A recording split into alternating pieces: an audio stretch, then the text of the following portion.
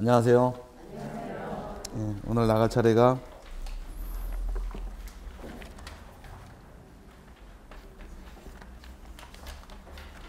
256페이지입니다.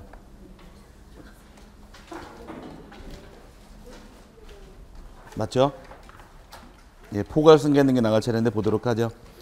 자, 포괄승계등기라는 것은 이제 상속등기랑 구별하시는데, 상속이라는 것은 피상속인이 사망한 경우에 상속인의 소유권을 취득하는 것이 상속인데, 이 집에 대해서 갑하고 만약에 A라는 자 아버지하고 아들이 있더라, 둘이 있다고 가정을 하고 아버지가 사망을 하십니다.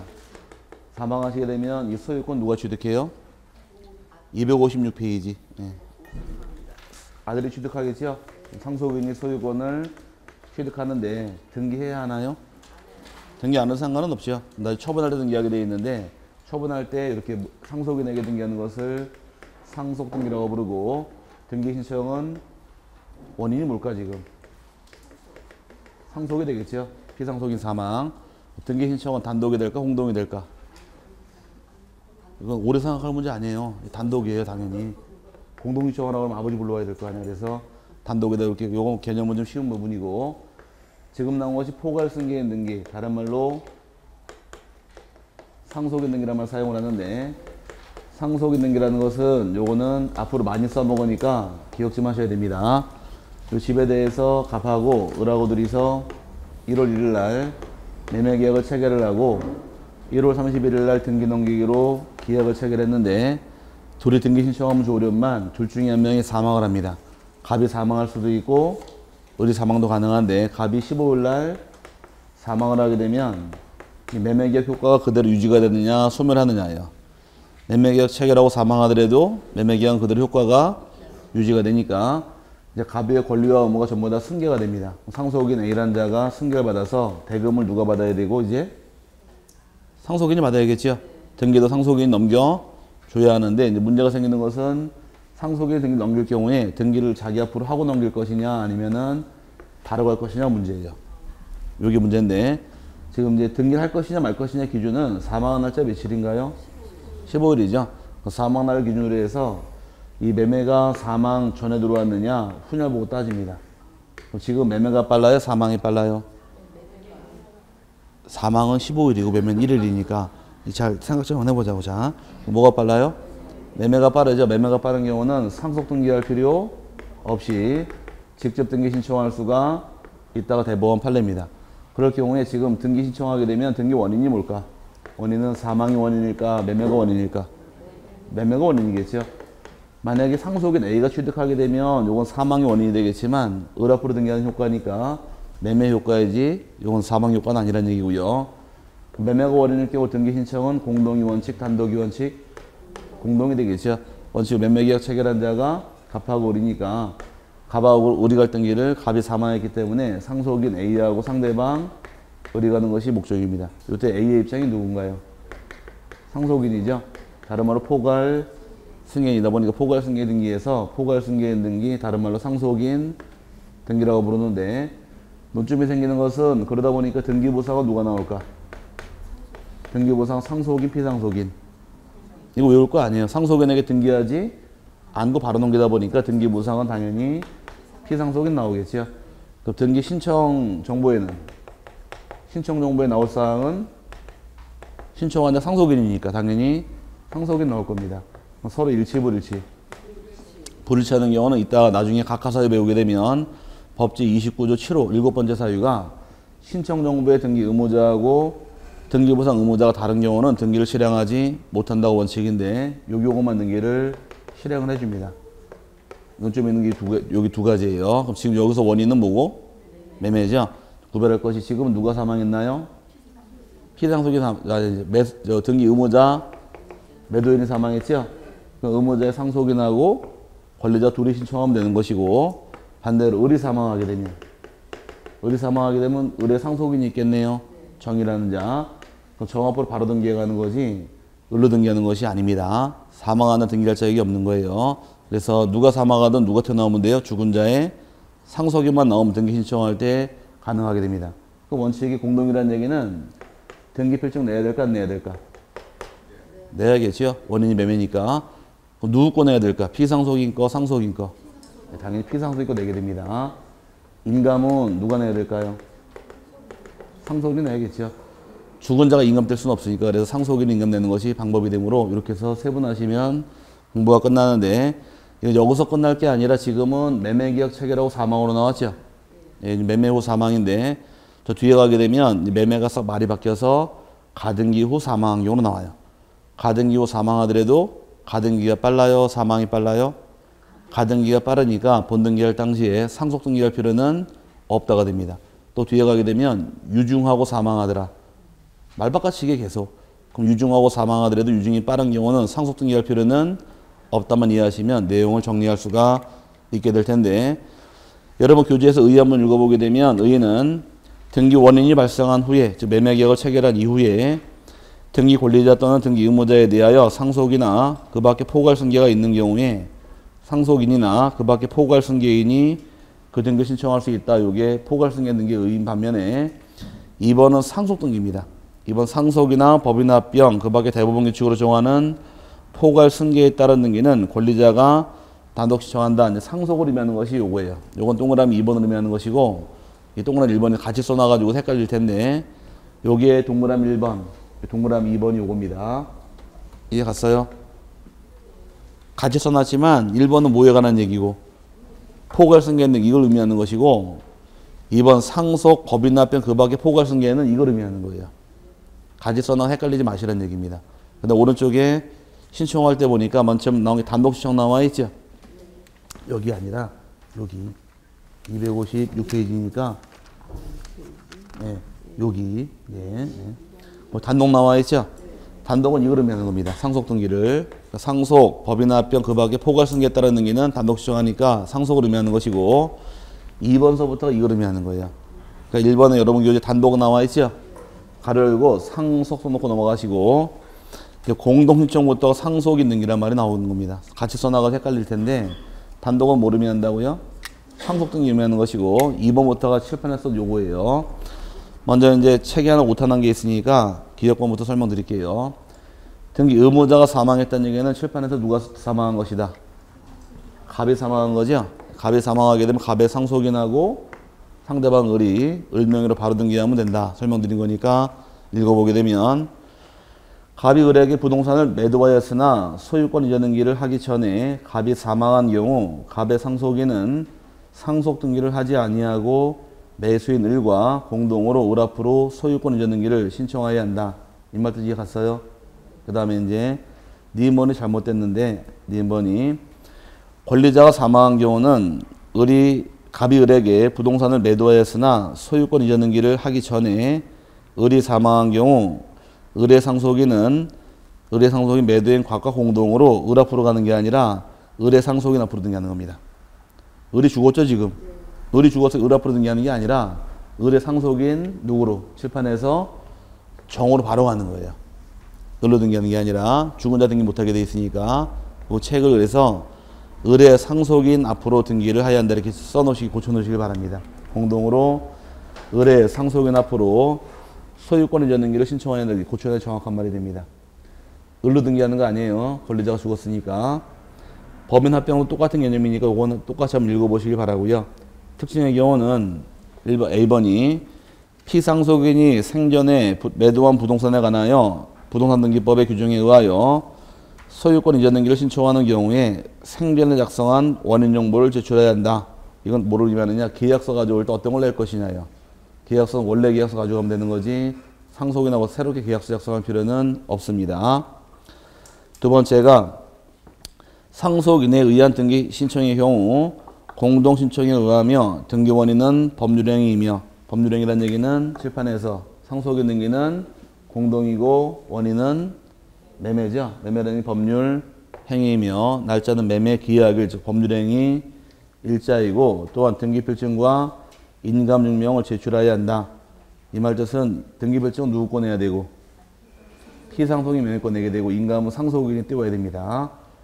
그 다음에 피상속인 사망 후 그 소유로 등기되어 있는 부동산을 그의 상속인으로부터 매수하였다면 먼저 상속인 앞으로 상속으로 인한 소유권 이전 등기를 마친 후 매수인 앞으로 이전 등기를 해야 된다. 이 말 뜻은 재판에서 매매가 빨랐어요? 사망이 빨랐어요?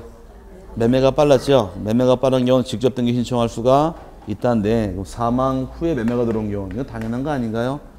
사망이 빠르다는 얘기는 상속인이 받았죠? 등기 안 하는데 상관이 없다가 나중에 처분할 때는 등기를 해야 되니까 당연히 상속 등기 할 수밖에 없는 겁니다. 여기 논점이 생기는 것은 사망 후에 매매가 중요한 게 아니라 사망 전에 들어온 게 중요한 거예요. 그러다 보니까 마지막에 이제 7번째가 D번이 각하의 예외 규정인데 신청 정보의 등기 의무자 표시가 등기 기록과 일치하지 않는 경우는 원칙은 등기는 각하가 원칙이지만 이 경우는 실행해 주다 보니까 이게 논점이 생겨서 아마 오늘 빠르면 오늘 아니면 다음 시간에 배우게 될 겁니다. 자, 여기서 하나 기억하셔야 돼요. 매매계약 체결하고 사망하더라. 매매가 빨라요? 사망이 빨라요? 매매가 빠른 경우는 상속 등기할 필요는 없다고 꼭 가져가시면서 뒤에 가서 유증이 나올 때 응용해야 되고 가등기를 또 응용해야 되니까 가져가시면 뒤에가 4번 써먹습니다. 앞으로 넘어가시게 되면 이제 상속 등기랑 오른쪽에 포괄 승계 등기 구별이 나오는데 상속 등기는 등기 원인이 뭐가 되고 상속이 되고 상속인 등기 즉 포괄 승계 등기는 법률행위 매매가 될 겁니다. 원인일자의 경우는 상속은 말 그대로 피상속인 사망일자가 되겠지만 포괄 승계 등기 상속인 등기는 법률행위 체결일자가 된다. 상속은 단독 신청할 등기니까 등기필증 인감 제출할 필요가 없겠지만 상속인 등기 즉 포괄 승계 등기는 공동이니까 등기필증 인감 둘 다 내야 됩니다. 구별할 수 있겠어요? 예, 그 다음에 등기 신청에 필요한 정보에서 줄줄이 따라 붙는데 이 부분이 오늘부터 지금부터 나가는 서류가 좀 어려울 겁니다. 서류를 잡아내시면 쉬운데 서류 못 잡으면 어려워져요. 등기 신청에 필요한 정보가 밑에 1번서부터 쭉 달고 나온 게 7가지고 이거 외에도 오른쪽에 따라 붙은 게 많이 있는데 여기는 볼 필요 없습니다. 배울 거니까 오른쪽 페이지 하단부에 신청 정보부터 가도록 하자고요. 등기 신청하는 경우는 신청 정보를 작성해서 제출하게 되는데 신청 정보 다른 말로 신청서가 됩니다. 작성하는 원칙은 반드시 서면으로 제출한다거나 아니면 전산상에서 제출하는 것이고 구두로 등기 신청할 수는 없어요. 밑에 박스가 줄줄이 따라 붙은 거 잠깐 놔두시고 다음 페이지 넘어가게 되면 작성 요령부터 보자고요. 신청 정보의 경우는 등기 신청할 때 등기 한 건당 1 신청 정보를 원칙으로 합니다. 그럼 등기 하나당 하나씩 내는 것이 원칙인데 예외적으로 여러 건의 등기를 한 건으로 묶어 신청할 수가 있더랍니다. 이걸 다른 말로 뭐라고 부르느냐? 묶어서 가는 것을 일괄신청이라고 부르고 일괄신청하기엔 조건이 3가지가 있어요. 일단 등기소가 같아야 됩니다. 그 다음에 등기 원인이 같아야 할 것이고 등기 목적이 동일한 경우에 일괄신청할 수가 있다요. 여기까지 나온 것은 법에 나온 규정인 반면에 법에서는 이 3가지만 규정하고 있고 실무상에서는 당사자까지 같아야 돼요. 사람까지 같아야 일괄신청을 받아줍니다. 요 4가지에 충족하는 경우에 일괄이 가능한데 법에는 요거만 나와 있으니까 요거는 붙여드린 거예요. 이유를 설명하려고. 사례를 한번 가보자. 자, 만약에 토지와 건물이 같이 갖고 있던 갑이라는 자가 있습니다. 갑이 단독주택을 소유하고 있는데 갑이 을에게 매매계약을 통해 파는 경우에 을 앞으로 소유권 이전 등기해줘야 되죠. 이럴 경우 등기 건수가 몇 건이냐요. 아파트의 경우는 같이 묶어놨으니 한 건이 되겠지만 단독주택 같은 경우는 토지와 건물이 별개니까 토지도 등기 한 건을 넘겨줘야 되고 건물도 한 건을 넘겨주므로 건수는 한 건 한 건 몇 건이더라? 2건입니다. 2건일 경우는 원칙은 신청서 몇 장 내야 돼요? 건당 하나씩이니까 따로 2장을 내는 것이 원칙인 반면에 이걸 묶어서 한 건으로 신청할 수가 있습니까? 물어보는 것이 일괄 신청할 수가 있느냐 물어보는 요건이에요. 그럼 요 충족하면 됩니다. 일단 등기소 같아요.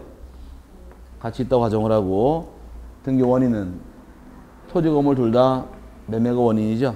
그럼 매매 동일하고 목적은 소유권을 이전할 목적이며 당사자 갑이 등기 의무자 을이 등기 권리자 동일하니까 일괄 신청할 수가 있다가 됩니다. 그럼 이거를 물어보게 되면 틀릴 사람이 있을까요? 없을까요?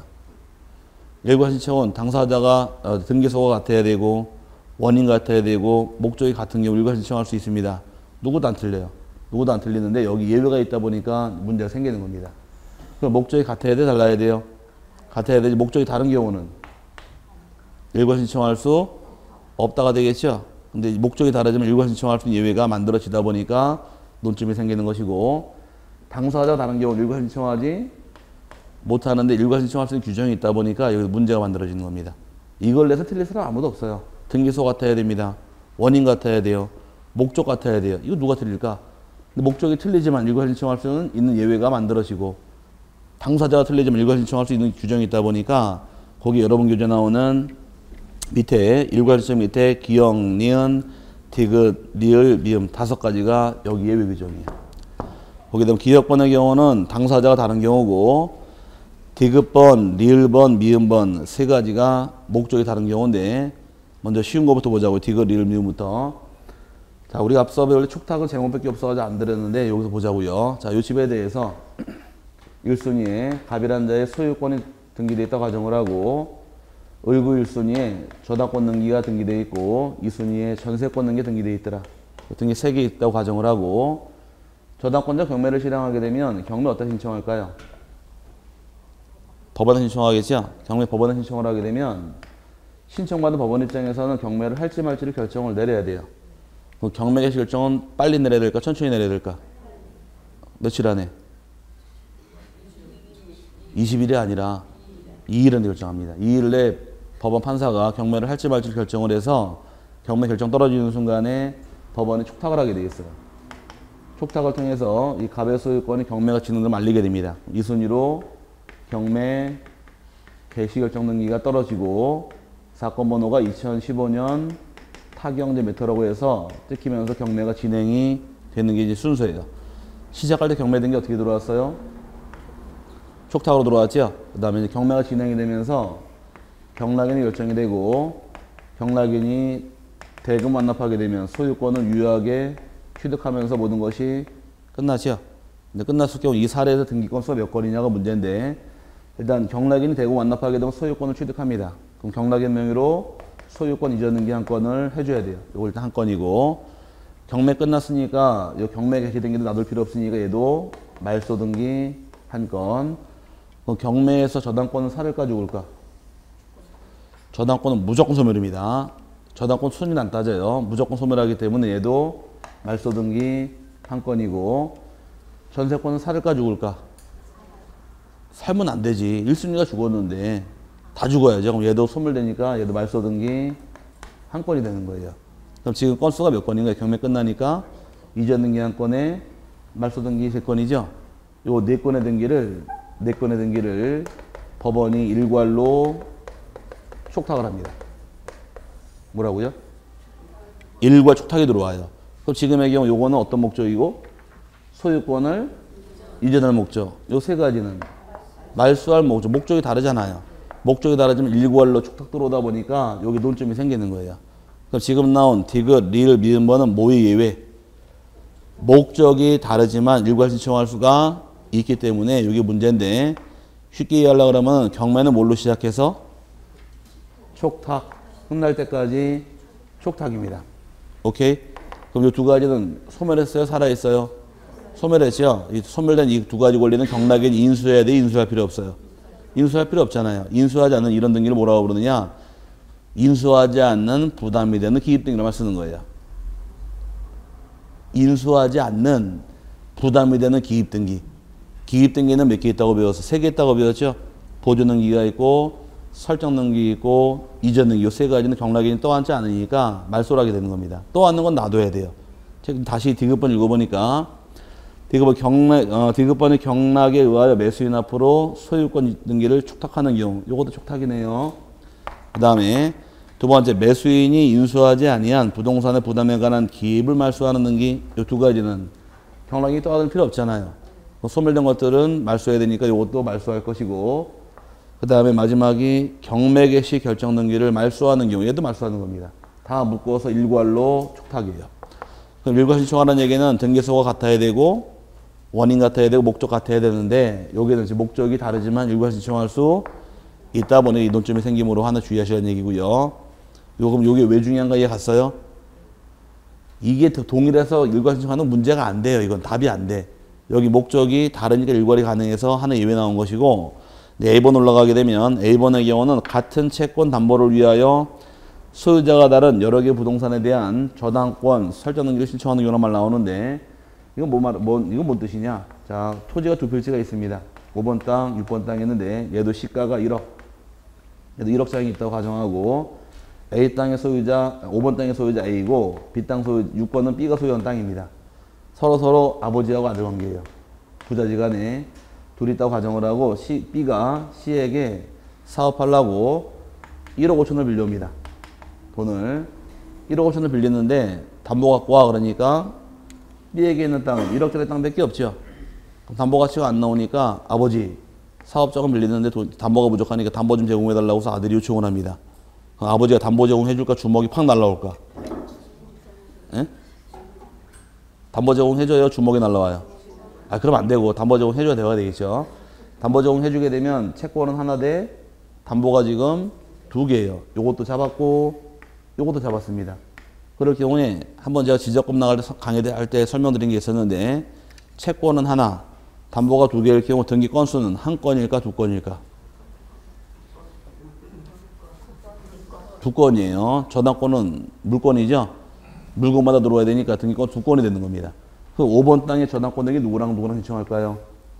설정자 A하고 그 다음에 저당권자 C가 신청할 것이고 6번 땅의 저당권은 소유자가 B니까 B하고 C가 설정하겠죠. B는 채무자이자 저당권 설정자가 되는 것이고 A 입장에서는 채무자는 아니지만 담보를 제공했네요. 이런 걸 뭐라고 불러요? 물상보증인. 담보만 제공한 사람을. 이해 갔어요? 그럴 경우 5번 땅의 신청에는 누구고? A와 C. 6번 땅은 B와 C죠? 사람이 같아야 달라요. 다르잖아요. 사람이 다르지만 일괄 신청할 수 있다라고 묶어놔버렸기 때문에 여기 논점이 생기는 겁니다. 그냥 얘가 막 중요한 게 아니라 이런 것들은 뭐의 예외다. 이거의 예외이기 때문에 문제가 생겨서 답이 출제했던 건 여기 23의 기출 문제예요. 그러다 보니까 A번은 뭐의 예외고 당사자가 다른 거 예외가 되는 것이고 그 다음에 밑에 기억번은 거기 예외고 디귿, 리을, 미음번은 뭐의 예외 목적이 다른 거의 예외대로 기억하시면 그게 왜 중요한가 이해할 수 있게 될 겁니다. 여기까지 보시면 일괄 신청 가능한 거 잡아낼 수 있고 첨부정보 밑에 신청서 기재사항 아직 볼 필요는 없고요. 설명 다시 드릴 것이고 근데 필요적 기재사항은 어디로 가시느냐 오른쪽 261페이지는 다시 읽어드릴 테니까 259페이지 넘어가서 다음 구분에 따른 부동산 표시에서 맨 밑에 박스가 있죠. 조그만 글씨로. 예, 그게 저걸 사유예요. 그 중에서 따로 빼놓은 것이 오른쪽 3개인데 요거부터 잡아드린 다음에 다시 잡아드릴 테니까 259페이지 먼저 보자고요. 신청서 기재할 사항은 이제 굉장히 많은데 기재할 사유가 자 외울 게 아니라 아시면 돼요. 등기법은 지금부터 사례가 쏟아져 나오기 시작하면 10대까지 몰려 나오다 보니까 죽어도 못 외워요. 여기 풀고 들어가셔야 돼. 그래야 답이 풀리는데 외우는 거는 너무 많아 못 외우니까 이제 기재할 사항 어떻게 푸나 보자고요. 이 집에 대해서 갑하고 을하고 둘이서 매매계약을 체결하고 을 앞으로 소유권 이전 등기를 신청한다. 가정을 했을 경우에 둘이 등기 신청을 하게 되면 뭘 적을 것이냐 한번 유추 한번 해보자고요. 첫 번째 등기 신청하게 되면 일단 갑과 을이 사고 파는 부동산은 뭔지 알아야 돼요. 알아야겠죠. 부동산 내역은 적어야 되니까 부동산 표시는 기본적으로 적어라요. 두 번째 누구랑 신청하나요? 갑하고 을하고 신청하겠죠. 그럼 신청인에 관한 사항을 적어놔요. 근데 신청인이 대리가 될 수도 있고 법인일 수도 있고 채권자 대위 신청할 수도 있다 보니까 상황 따라서 적어주면 되는 것이고 세 번째는 지금 칠판에서 어떤 원인이 있어요? 매매 등기 원인이 있을 것이고 원인이 있게 되면 날짜가 있을 것이다. 너를 적어라. 그 다음에 지금 어떤 목적인가요? 을 앞으로 소유권을 이전할 목적이죠. 목적을 적어야 되고 그럼 갑이 자기 집 하는 거 맞아요? 갑이 자기 집 하는 거 맞아요? 남의 집 팔아먹을 수 있어요? 이제 실력이 된다. 남의 집 팔아먹을 수 있으니까 등기 신청할 때 갑이 네 집 맞으면 네가 이 집 살 때 받은 등기필 정보가 있을 것이다. 그 등기필 정보를 제공을 해라요. 제공을 하는데 요 가로 안에 보면 굉장히 중요한 말이 나옵니다. 언제만 가져온다고 써있느냐 등기필 정보는 나 같은 빨리 책을 찾아보겠어. 뭐가 있는지. 정보를 제공하는 것은 뭐가 있을까요? 공동 신청할 때하고 플러스 승소한 등기 의무자가 단독 신청하는 경우로 한정한다 해서 요거는 요때만 내는 것이고, 여섯 번째 경우는 등기 어디다 신청해야 되느냐, 관할 등기소가 어딘지 알아야 되니까 관할 등기소를 적게 될 것이며, 그 다음에 일곱 번째 신청하는 날짜 연월을 적어야 돼요. 그 다음에 2006년부터는 취득한 거래가액을 등기하도록 개정됐으니까 여덟 번째는 거래가액하고 그 다음에 거래신고 1년 번호를 기재하는 것이 기재 사유입니다. 거래가액이 있다는 얘기는 뭐를 의미하느냐, 이거는 매매만 대상이에요. 매매의 경우만 거래가액을 등기하는 거지 교환이나 증여 같은 경우는 거래가액 등기할 필요가 없습니다. 이건 이렇게 해서 이해하신 다음에 이걸 풀고 들어가야 할 공부인 거지, 이거를 그냥 다 외울 수 있는 게 아니란 얘기예요. 그러니까 갑과 을이 만약에 매매계약 체결하고 등기하더라, 하나씩만 이해하시면 돼요. 일단 제일 먼저 적을 사안은 부동산 표시를 적어야 돼요. 두 번째가 누구랑 신청해요? 신청인 적어라. 어떤 원인이 있어요? 매매 원인 적어라. 어떤 목적이에요? 소유권 이전할 목적. 그러니까 네 집 팔았으면 넌 등기표 정보 제공해라요. 그 다음에 어디다 신청해요? 관할 등기소. 언제 신청했나요? 날짜. 얼마 주고 샀니? 이렇게 적어 놓으면은 요 쭉 풀려 나가는 겁니다. 요걸 적으라는 것이 기재 사유다 보니까 이제 우리 책에서는 요 세 가지만 따로 띄어서 풀어놓은 것이 교재 261페이지 나오는 필요적 기재사항의 세 가지만 따로 띄어놓은 겁니다. 첫 번째 보니까 부동산 표시에서 261페이지 하단부에 토지의 경우는 기본적으로 기재할 사유가 네 가지예요. 토지의 소재, 지번, 지목, 면적 적게 되어 있고, 건물의 경우는 건물의 소재하고 지번하고 건물 내용란에 건물의 종류, 구조, 면적 기재할 것이고요. 그 다음에 부속 건물이 있는 경우는 부속 건물의 구조, 종류, 면적 적으면 되니까 큰 문제될 건 없습니다. 구분 건물의 경우는 아직 손대지 않을게요. 이거는 3월 달쯤가 설명드리도록 하고 넘어갈게요. 넘어간 다음에 등기 원인과 연월을 적어라. 등기 원인의 경우는 매매일 경우는 매매라고 적게 되어 있고, 상속받은 경우는 상속을 적게 됩니다. 그래서 여러분 교재에서 연월일이라는 나와 있죠? 연월일의 경우는 한꺼번에 묶어드릴게요. 날짜 기재할 때도 외우는 게 아니라 갖다 붙이면 돼요. 그럼 여기 연월일 적을 당시에는 끄집어내서 원인이 법률 행위가 될 수도 있고 법률 규정이 될 수도 있더라요. 법률 행위일 때 대표적인 예가 뭐가 될까? 매매가 되겠죠? 매매 같은 경우는 계약을 적으면 됩니다. 매매는 갖다 붙이면 돼. 지금부터 매매는 매매 계약일, 교환은 교환 계약일, 증여는 증여 계약일, 전세권 설정할 당시엔 전세권 설정 계약일, 요 계획을 적어주면 되는 것이고, 법률 규정일 당시에는 대표적인 예가 상속받은 경우. 상속은 주인 언제 바뀌어요? 피상속인 사망일이죠. 계약을 체결하는 게 아니잖아요. 그럼 계약일이 나오는 게 아니라 법률 규정 전부 다 물권 변동이 생긴 날짜가 되는 겁니다. 뭐라고요? 물권 변동일. 그 물권 변동 일자를 원인 일자로 기재하게 돼 있어요. 요것만 기억하면 이제 답이 떨어져요. 그럼 상속은 주인 언제 바뀌어요? 외우는 게 아니라 아시면 돼. 상속은 피상속인 사망일자, 원인일자. 경매는 주인 언제 바뀌어요? 대거 만납일. 그럼 대거 만납일자가 원인일자. 오케이. 수용은 주인 언제 바뀌어요? 수용 개시일날. 그럼 수용 개시일 날짜가 원인일자 된다. 그러면 어려운데 맞출 수 있을라나? 20년간 소유의 의사로 평온공연하게 점유한 자. 등기하면 취득하죠? 그럼 주인 언제 바뀌어요? 점유 개시일자. 점유 개시일자가 원인일자 되는 겁니다. 그러니까 법률 규정은 이렇게 이해하시면 쉬워져요. 하나를 예로 외우지 말고, 법률 규정은 종류가 굉장히 많은데 날짜를 언제 적는다. 물권 변동 발생한 날짜가 원인일자인데 잡아놓으시면 따로 외울 필요 없고 갖다 붙이면 될 겁니다. 감 잡았어요? 이건 잘 물어보니까 두 개 기억 좀 하시고, 나중에 아마 다다음 주쯤 가게 되면 마지막 주에 소유권 파트 배울 때 수용 배우고 뭐 이제 또 환매 배우고 진정 배우고 신나게 배우는데, 그때 가서 다 쏟아져 나올 말이니까 미리 잡고 가시면 편할 겁니다. 법률행위는 언제 기재하시고, 법률행위일 때는 계약일자 적어라. 법률 규정은 물권 변동이 발생한 날짜가 원인일자 됩니다. 하지만 디귿번의 경우도 중요한 말 나오는데 이건 아직은 설명 안 드릴게요. 보존등기의 경우는 아직 안 배웠으니까 등기 원인 연월을 둘 다 적지도 않고 날짜도 안 적습니다. 진정명의복 등기는 원인만 기재할 뿐 날짜 안 적는데 이거는 2주 후에 배운 다음에 3월 달에 오시면 배운 내용 확인할 수 있으니까 좀 참으시길 바라고. 신청인 내려와서 신청인의 경우는 자연인 같은 경우는 자연인의 성명, 주소, 주민번호를 기재합니다.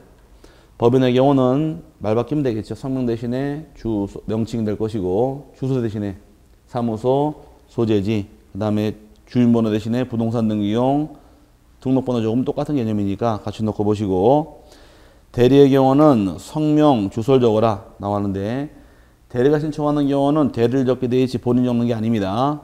이게 뭔 말이냐? 페이지 264페이지 가시니까 264페이지에 소유권 이전 등기 신청서 양식 나와 있죠. 거기 보니까 맨 밑에 등기 의무자 송용희, 권리자 송현서, 우리 송용희 교수님 자녀가 송현서인가 보네. 그런 것 같아요. 그럼 지금 의무자가 송용이고 권리자가 송현서죠. 근데 날짜는 2012년 1월 1일 매매계약을 체결했네요. 원인이. 그럼 이제 매매를 통해서 등기 의무자라는 얘기는 송용희 씨가 등기 의무자, 즉 매도인이라는 얘기고, 권리자가 송현서 매수인이라는 얘기인데, 이 등기를 대리가 신청하게 되면 대리는 뒷면에 나오는 거예요. 신청서 뒷면에. 근데 여기는 뒷면이 안 나와 있어가지고 설명을 못 드리는데, 앞면에는 당사자가 나오는 것이고, 신청 뒷면이 있어요. 뒷면에는 대리를 적는 겁니다. 이해 갔어요? 그럼 여러분하고 저하고 매매계약을 체결하게 되면 여러분하고 저는 어디 나오고? 앞면에 나오는 것이고, 대리는 뒤로 가게 돼 있어요. 뒤에 신청인 란이 따로 있습니다. 거기 적게 돼 있으니까, 대리를 적으라는 얘기는 앞으로 의미하더라, 뒷면으로 의미하더라? 뒷면입니다. 앞면은 당사자가 나오는 것이고, 뒤에 대리를 적는 란이 있습니다. 그래서 다시 넘어와서, 대리 적으라는 얘기는 앞면, 뒷면? 뒷면입니다. 그 다음에 비법인 사단 재단일 경우에도 대표자의 성명, 주소, 주민번호와 명칭, 소재지, 등기등록번호 적으라고 나와 있는데, 또 줄쳐놓을 것이 대표자의 성명, 주소, 주민번호. 대표자의 성명, 주소, 주민번호 줄친 다음에 그것도 뒷면으로 가는 거예요. 자, 법인 안에 사단의 가장 대표적인 예가 제가 가입할 친목이 있다고 설명드렸습니다. 1심에. 1심회가 등기를 하게 되면 1심회란 명칭은 앞에 오는 것이고, 제가 대표를 끼고 전 뒤로 가는 거예요. 항상 권리자는 앞에 오는 것이고, 신청하는 사람 뒤로 가는 겁니다. 오케이? 그럼 삼성전자 명의등기를 누가 신청할까? 대표가 신청하겠죠? 그럼 삼성은 앞면, 대표자는 뒷면으로 가는 겁니다. 그래서 신청은 다 뒤로 가게 돼 있어요. 말뜻 이해 갔어요? 권리자는 앞에 오게 돼 있고, 신청인들은 뒤로 가는 겁니다. 마찬가지로 대위자의 경우도 채권자 대위 신청을 하게 되면 피대위자, 대위당하는 자의 성명, 명칭 적게 돼 있고 주소까지 적을 것이며, 신청인이 대위자라는 뜻에서 대위자의 성명, 주소, 주민번호도 이것도 어디로 갈까? 뒤로 가는 겁니다. 피대위자, 즉 권리자는 앞에 오는 것이고 신청인은 뒤로 간다 이 뜻이에요. 감 잡았어요? 그럼 당사자는 어디로 오고? 앞면, 신청인들은 뒤로 가는 겁니다. 거기까지만 나와 있는데, 근데 여기서 끝날 게 아니라 이건 외워놓으셔야 됩니다. 이 사례가 시험에 나오면 요것도 작년에 문제 나왔는데 많이들 틀렸어요. 대부분 다. 이거 그냥 외우는 게 아니라 그냥 한두 개가 아니잖아요. 이거 못 외우니까 요 사례 가지고서 어떤 걸 적을 것이냐 한번 생각해 보시면 쭉 나와요. 이렇게 알고 넘어가는 거지 이걸 하나하나 외울 수 있는 건 아니다 보니까 뭘 적을지 조금만 생각하시면 답이 나오고, 참 중요한 것은 요건 언제 가져와라? 등기표 정보는 공동 신청할 때하고 승소한 등기, 의무자가 단독 신청하는 경우로 뭐라고 써 있어요? 한정한다. 아닌가? 맞지요? 한정한다는 얘기는 더 이상 예외가 있다 없다? 없으니까 이거 굉장히 중요한 말이니까 좀 이따 등기필증 배울 때 여기 튀어나오시면 공부가 쭉 풀려요. 이게 신청 정보의 뜻이고, 그 다음에 임의적 기록사항은 적어도만 안 적어도만 상관은 없는데, 적게 되면은 등기 실행하고 나서 대항력이 발생하는 경우가 발생하는데 이거 외울 게 아닙니다. 실판에서 여기 없는 것들은 전부 다 임의적이니까 외우지 마시고, 오른쪽에 이제 각종 권리별 필요적 기재사항에서 지상권, 지역권, 전세권은 다 배운 다음 알게 될 부분이니까 여기서 외울 필요는 없어요. 뒤에서 다 배운 다음 돌아오시면 아 이거다라고 알게 되겠으니까 좀 참으시길 바랍니다. 넘어갈게요. 넘어가시면 이제 세 번째 서류가 이제 265페이지에 등기 원인을 증명하는 정보란 말 나오는데, 등기 원인을 증명하는 정보라는 것을 줄여서 등기 원인 정보 또는 등기 원인 증서라고 부릅니다. 등기 원인 정보는 하나만 잘 기억하시면 돼요. 크게 문제될 부분은 없는데, 등기 원인 정보라는 것은 이제 하나의 사례가 등기 원인, 만약에 매매 계획을 통해 등기를 하게 되면 등기 원인이 매매가 됩니다. 그 매매했음 증명하는 정보라는 것은 매매 계약서가 가장 대표적인 등기원의 정보예요. 이제 말바꿔치기예요. 교환계약일 경우는 교환계약서, 증여는 증여계약서, 수용이 있더라. 협의 성립 확인서나 재결서, 경매로 취득하는 경우는 경락허가 결정 정본, 판결일 경우는 무조건 판결문. 그래서 그 박스 다 외우는 게 아니라 하나 중요한 것이 1번에 판결 정본 나와 있죠. 그거는 외우셔야 돼. 판결은 확인 판결이건 이행 판결은 형성 판결 불문하고 판결을 받은 경우는 무조건 판결문이 등기원의 정보가 됩니다. 무조건 내야 돼요. 판결 받은 경우는 확인 판결이든 이행 판결이든 형성 판결이든 판결문을 반드시 내야 됩니다. 그거는 2주 후에 써먹을 테니까 그거 하나만 별표 넣으시고 줄쳐 놓으세요. 굉장히 중요한 말이에요. 나머지들은 중요한 게 아니에요. 왜? 그냥 매매계약 했으면 매매계약 확인할 목적으로 가져와라 매매계약서예요. 그럼 문제될 건 없는 것이고 시험에 달고 나오는 건 판결이니까 판결문 하나 꼭 기억하시기 바래요. 판결은 확인 판결을 받던 이행 판결을 받던 형성 판결을 받던 무조건 판결문을 내야 돼요. 이해 갔어요? 여기 굉장히 중요한 말이니 그거 하나 기억 좀 하고 넘어가시고 나중에 돌아갔다 와야 돼요. 아예 그냥 판결문 옆에다 써두세요. 그냥 무조건이야. 뭐라고요?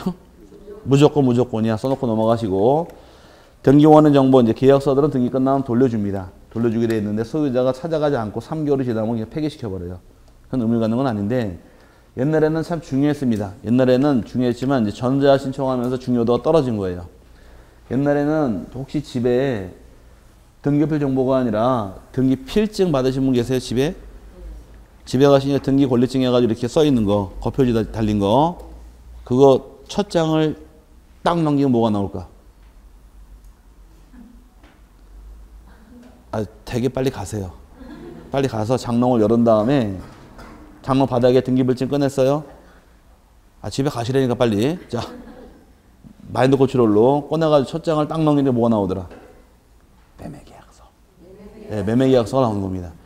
옛날 등기필증은 뭐 대단한 서류가 아니라 주먹 한번 줘보세요. 인사까지 쓰지 말고 그냥 주먹만 쳐요. 자, 주먹만한 도장이 있는데 이 주먹만한 도장이 등기필 도장이 있어요. 네, 인주가 당연히 빨간 것이고. 자, 그럼 우리가 낼 때 매매계약서죠? 돌아올 때 그 매매계약서에 도장을 꽝 찍어 돌려주면 등기필증 되는 거예요. 뭐 대단한 소리가 아니에요. 이해 갔어요? 근데 지금은 등기필 정보를 주니까 계약서가 이제 필요 없게 됐으니까 그냥 돌려주고 안 찾아가면은 폐기시켜버리는 겁니다. 옛날에는 중요했지만 지금은 전자신청하면서 중요도가 떨어졌으니까 그냥 가볍게 그냥 등기원의 정보 가장 중요해 뭐다? 이건 기억하셔야 돼요. 판결문은 무조건 판결문 내야 되는데 이거 하나 기억하고 넘어가시기 바랍니다. 참 중요한 말이고. 그 다음에 나오는 것이 이제 또 중요한 것이 맨 밑에 검인계약서. 이거 굉장히 중요한데 이게 중요도가 떨어지면서 오히려 반대로 얘가 중요하게 됐습니다. 읽어본 다음에 풀어드릴게요. 여기도 풀어야 돼요. 자, 여기 보니까 계약을 등기 원인으로 하여 소유권 이전 등기를 신청할 때에는 계약의 일자 및 종류를 불문하고 검인을 받은 계약서 원본 또는 판결서 정본을 등기원인 증서로 제출해야 한다 나오는데 검인계약서의 경우는 부동산 등기 특별조치법이 시행이 되면서 90년부터 받도록 개정이 됩니다. 검인 받는 건 언제 받느냐? 검인은 지금 나온 대로 계약을 원인으로 어떤 등기할 때 소유권 이전 등기 신청할 때에는 여기 반드시입니다. 반드시 검인받은 검인 계약서를 제출한다거나 검인받은 판결문을 내야 되고 검인을 안 받은 경우 등기실을 허용하지 않아요. 이 한 줄 가지고 말을 얼마큼 잘 푸느냐가 검인계약서를 아느냐 모르느냐 따져가는 기준입니다. 나눈 다음에 찾아보자고요. 검인 언제 받으래요? 출처드릴 테니까 푸는 요령을 배우시라고. 지금 들어야지만 3월달 들 때 아하 이러면 나가게 돼 있으니까 외우는 거 아니에요. 등기법은. 자, 검인 언제 받으래요? 계약을 원인으로 어떤 등기할 때? 소유권 이전 등기할 때. 이 두 가지가 딱 만났을 때 비로소 검인이에요. 그러면 이때 말하는 계약은 유상계약일까 무상계약일까? 유상 무상. 아까 계약의 일자와 종류를 불문하고 모든 계약 다입니다. 뭐라고요? 모든 계약 다. 계약을 원인으로 무슨 등기할 때? 소유권 이전 등기할 때 검인을 받아라 해요. 그러면 잘 보세요. 이전 등기 맞지만 계약이 아니면 검인받을 필요 없다. 그 다음에 계약은 맞지만 소유권 이전 등기 아니면 검인받을 필요 없다가 되니까 이제 계약이 아닌 것만 쭉 끄집어내시면 돼요. 경매 계약일까? 법률 규정이죠? 공매 계약이에요? 법률 규정. 상속 법률 규정. 수용도 법률 규정. 시효 취득도 법률 규정. 소유권 포기는 소유권을 포기를 하게 되면 무주의 부동산 되겠네요. 무주의 부동산 아닌가? 소유권을 내가 갖고 있는 소유권을 포기했더라요. 그럼 주인이 없어졌잖아요. 동산은 선점자가 주인이 되겠지만 부동산은 무주분 국가 소유니까 국가로 소유권 넘어가는 겁니다. 근데 검열받을 필요 없다는 얘기예요. 왜? 소유권 포기는 계약이 아닌 상대방 없는 단독행위니까. 오케이? 그 다음에 국가나 지자체가 일방 당사자의 경우도 검열받을 필요 없다가 되는 것이고, 토지걸 허가를 받은 경우도 검열받은 것으로 본다. 2006년부터 거래가액을 신고하게 됩니다. 그럼 거래가액을 신고한 경우에도 이것도 검열이 간주가 되는데, 거래가액 신고하도록 규정한 것은 매매만 대상이에요. 매매의 경우는 거래가액 신고로 가름하는 것이고 검열은 따로 받을 필요는 없습니다. 그 다음에 진정 명의 회복을 원인으로 소유권 이전 등기 신청할 때에도 진정 명의 회복이 원인이지 계약이 원인이 아니니까 검열받을 필요 없다요. 이 많은 걸 다 외울래요? 죽어도 못 외워요. 그러니까 푸셔야 돼, 말을. 그 다음에 어떤 등기할 때 검열받으래요? 소유권 이전 등기할 때. 그럼 소유권 이전 등기 아니면 검열받을 필요 없다가 되겠죠? 만약에 소유권 이전 가등기를 하게 되면 검열받을까 안 받을까? 안 받습니다. 가등기 주인 바뀌는 거 아니니까. 언제 검열받아야 될까? 본등기 때 받아야겠죠. 주인 바뀌는 것은. 근데 매매계약을 해지합니다. 매매계약을 해지를 하게 되면 이미 실행한 소유권 이전 등기를 다시 말소 등기를 해야 돼요. 검열받아라 말아라? 안 받습니다. 왜? 말소 등기지 이전 등기 아니니까. 그 다음에 지상권 설정할 경우 검열받을까? 지상권 그러지 말고 소유권 이전 아니잖아요. 검열받을 필요 없다.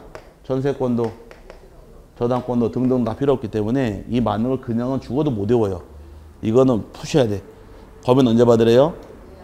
왜 앞에 말은 떼버리고 모든 계약, 이게 애초에 처음부터 잘 껴놔야 돼. 모든 계약을 통해서 어떤 등기할 때 소유권 이전을 검열받으라 이렇게 규정하고 있다 보니까 계약이 아닌 거하고 이전 게 아닌 것만 쭉 끄집어낼 줄 알게 되면 이게 한 덩어리 만들어지는 겁니다.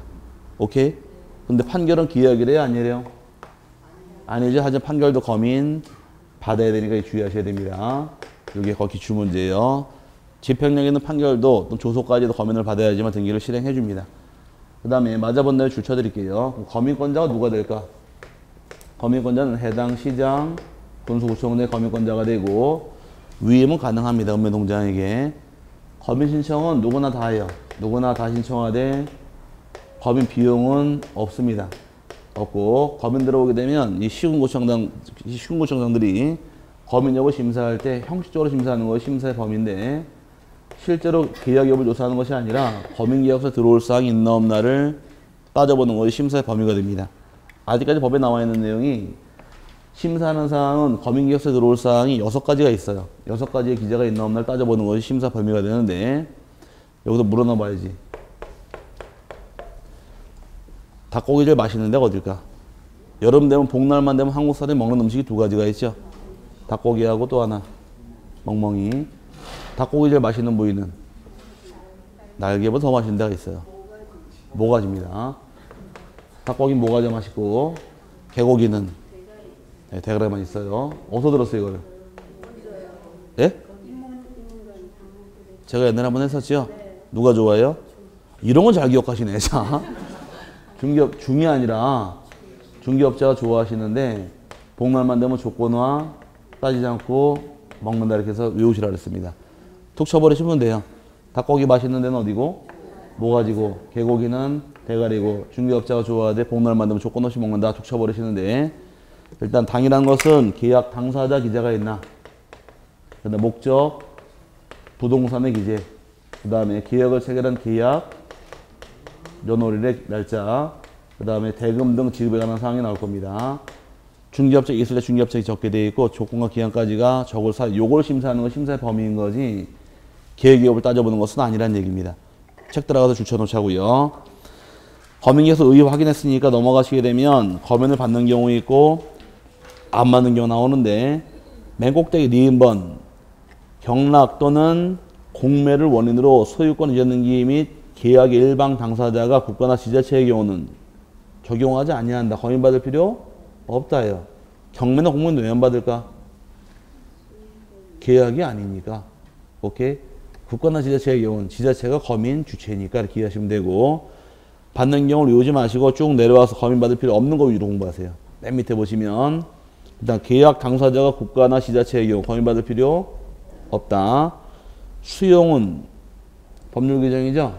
받을 필요 없고, 다음 페이지에 토지거래 허가받은 경우도 검인받은 것으로 간주가 되며, 가등기도 받을 필요 없어요. 언제 받아야 될까? 본등기 때 받아야죠. 등기 원인이 계약이 아닌 상속, 경락, 공매, 취득시효 다 검인받을 필요 없고, 진정 명의회복을 원인으로 하는 경우도 진정 명의회복이 원인인 거지 계약이 원인이 아니니까 받을 필요 없다 해서 쭉 풀고 들어오셔야 돼요. 이 많은 거를 다 외우지 못하니까 이거 자꾸 떠드셔야 됩니다. 한 2번 떠들면 외워져요. 언제 검인받으래요? 모든 계약, 어떤 등기할 때 소유권 이전 등기 이 틀을 가지고 계약이 아닌 것만 쭉 끄집어내시고, 그 다음에 이전 등기 아닌 것만 쭉 끄집어낼 줄 알게 되면 검인 안 받는 걸 잡아낼 수가 있습니다.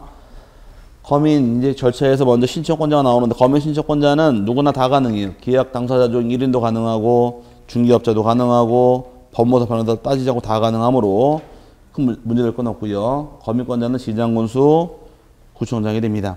그 다음에 검인에 대해서 심사할 때 형식적 심사하더라, 실제로 심사하더라. 형식적 심사하는데 심사보면 요거만 따져보는 거예요. 책이 없으니까 그냥 요거 써두세요. 아직 법에 남아있으니까. 닭고기는 어디가 맛있고? 닭목이지 닭 써놓고서 헷갈리면 안 돼요. 이 닭이 아니라 당이에요. 당사자, 목적구동 이렇게 해서 개념 좀 이해하시면 될 겁니다. 그 다음에 5번째가 이제 거래 신고필증과 매 목록인데, 먼저 거래가액 등기 대상부터 보자고요. 거래가액을 등기하도록 2006년부터 법이 개정이 됩니다.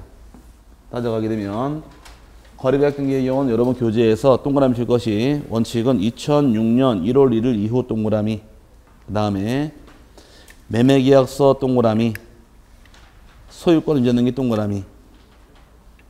그럼 동그라미 몇 개 쳤어요? 3개 쳤죠. 그럼 거래가액 등기하는 것은, 거래가액을 등기하는 것은 외우는 게 아니라 아시면 돼요. 이것도. 자, 거래가액을 등기하는 것은 동그라미 친 것이 2006년 1월 1일 이후부터 적용할 것이고, 매매계약서와 등기원의 정보로 들어올 때가 대상이며, 세 번째 어떤 등기할 때? 소유권 이전 등기할 때 거래가액을 적어라요. 이 3가지 만나면 거래가액 등기하는 것이 방법인데, 그러다 보니 밑에 하단부에 따라보는 것이, 그러므로 다음에 해당하는 경우는 거래가액을 등기할 필요 없다라고 단서가 붙습니다. 그건 외우는 게 아니라 실판 보지 풀자고요. 언제부터 적으래요? 2006년 1월 1일 이후부터죠. 그럼 거래 계약일이 2006년 1월 1일 이 전일 경우는 법 시행일 전이니까 적을 필요 없다요. 뭐가 들어올 때? 매매계약서가 들어올 때. 그럼 매매계약을 체결한 건 맞지만 매매계약서가 아니라 판결문이 들어왔다거나 조서가 들어오는 경우는 매매계약서 아니네요. 그럼 적을 필요 없다요.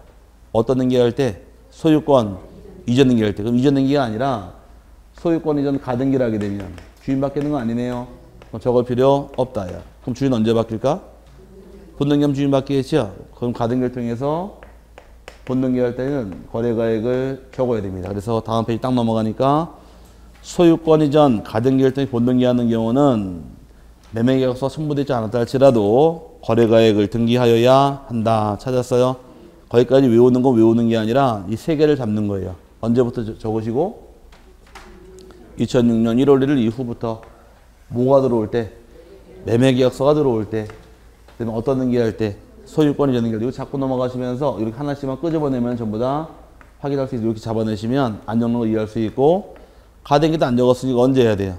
본등기 때 거래가액을 등기한으로 기하시면 쉬워질 겁니다. 근데 신청서에 이제 기재사항과 첨부 정보인데, 신청서 기재사항은 거래가액이랑 거래신고 1년번을 적어야 됩니다. 이거 별도로 첨부서가 2개가 더 있는데, 하나는 신고필증을 제출해야 되고, 그 다음에 또 하나가 매매 목록을 내는 경우가 있다 보니까 이제 문제화가 되는데, 거래 신고가 들어가게 되면 토지나 건물에 대해서 거래 계약일로부터 며칠 내 신고해야 돼요? 60일 내 신고해야 되죠? 그럼 신고가 끝나면 신고필증을 줍니다. 신고필증 안에는 4가지가 기재가 되어 있어야 돼요. 거래 하나씩 봐요. 목적 부동산 나올 것이고, 그 다음에 두 번째가 거래 당사자, 그 다음에 거래 가액하고 거래 신고, 일련 번호가 기재되어 있는 신고 별증을 제출을 해야 될 것이고, 이거와 별도로 매 목록을 내는 경우가 있는데, 목록을 내는 경우는 원칙 예외 나눠서, 원칙은 거래 부동산이 한 개 신고 별증에 2개 이상이 나와 있는 경우, 몇 개부터요? 2개 이상부터 목록을 작성하는 것이 의무 규정입니다.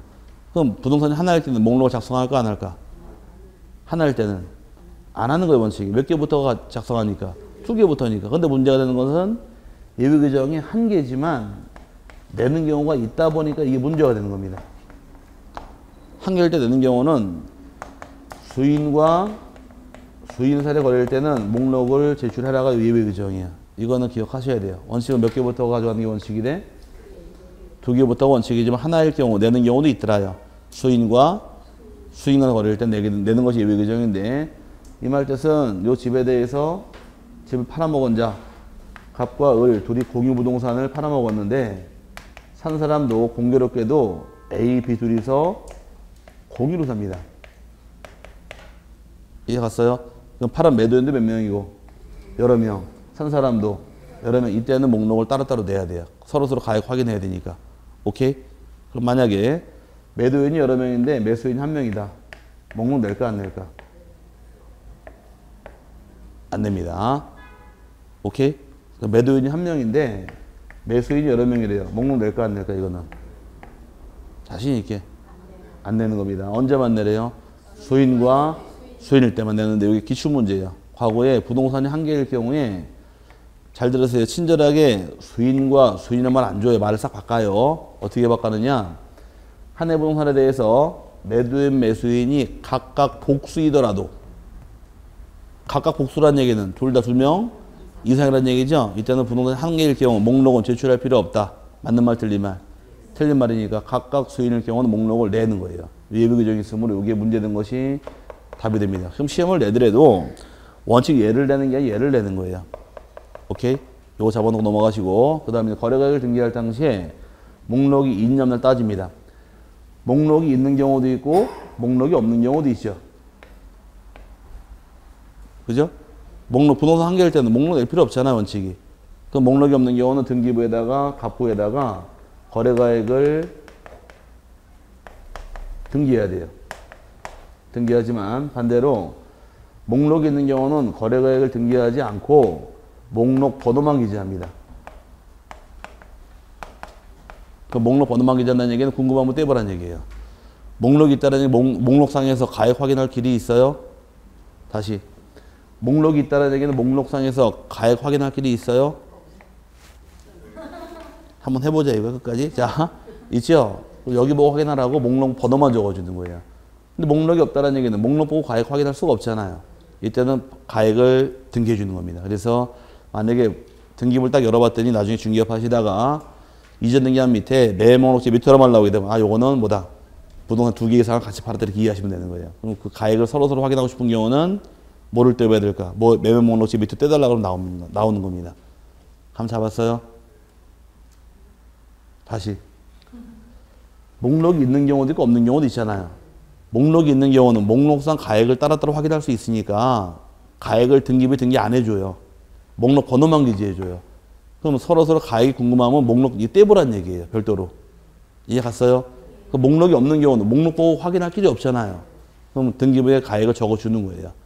책 들어가서 다시 붙여드릴게요, 이제. 자, 먼저 보니까 신고필증 나와 있죠? 신고필증은 몇 가지가 기재되어 있어야 돼요? 4가지. 거래신고 일련번호, 거래 당사자, 거래가액, 목적 부동산 표시가 있어야 한다. 목록을 내는 경우는 예외 규정이, 원칙은 몇 개부터 원칙이고 2개 이상부터 원칙이 돼. 한 개라 할지라도 수인과 수인 간의 거래일 때는 목록을 내야 됩니다. 오케이? 목록에 뭐가 나와요? 거래가액하고 부동산 나왔잖아요. 그러다 보니 밑에 거래가액 등기란 말이 나오는데 목록이 필요 없는 경우도 있고 목록이 있는 경우도 있더라요. 목록이 없다는 얘기는 목록상 가액 확인할 길이 없잖아요. 다시. 위에 목록이 뭐가 나온대요? B번에 거래 가액이 목록에 나오잖아요.